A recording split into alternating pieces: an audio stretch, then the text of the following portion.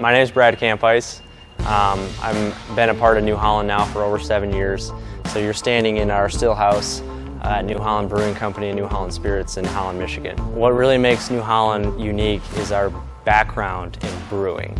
It's really where it all started, and it still has a lot of DNA in everything we do, including our spirits. And really our expertise, so the people that we have behind our distilling side, we're not trained out of Kentucky, right? We're not trained by the big distillers. The only way we know how to do things is the New Holland way. And that's really the signature on all of our spirits. Our whiskey barrels come out of Kentucky. They get transferred up here where we're filling with beer, where we're also making bourbon right behind us and using those barrels to fill beer. They get dragon's milk filled 2 times.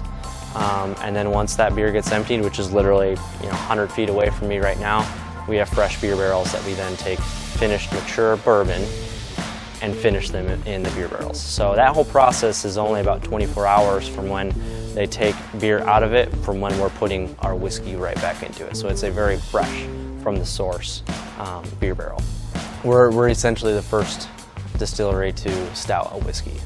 Just being open-minded to what we can do at New Holland is incredibly important.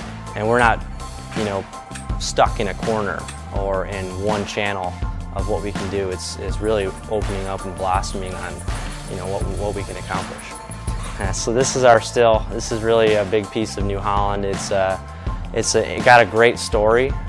It's a piece of American heritage where it was built in 1934. In the state of New Jersey, so it is actually you can see the number 7 on the front here, and that's all the original plates on there and the plaques, but it's the 7th still commissioned post-Prohibition in the state of New Jersey.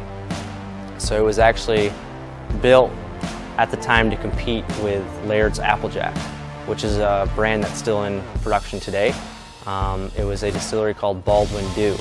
Is the paperwork, at least that we have on the tax filings from the 1930s. It went out of, it basically went silent for decades, and we ended up bringing it into New Holland. We ended up purchasing it in 2008. So there was a long period of history where this still behind me just was unknown, just mothballed away and gone, right? So we're really part of reviving this story.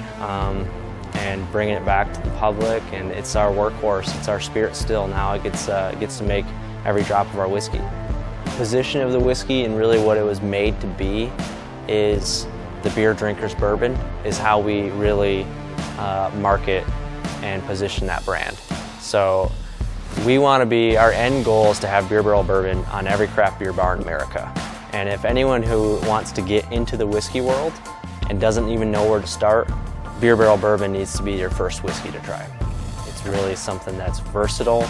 It's a solid offering that we have, but it's really, if you're new and you don't even know what whiskey tastes like, it's a great option for you. You can sign up for RackHouse Whiskey Club and try our beer barrel bourbon and beer barrel rye.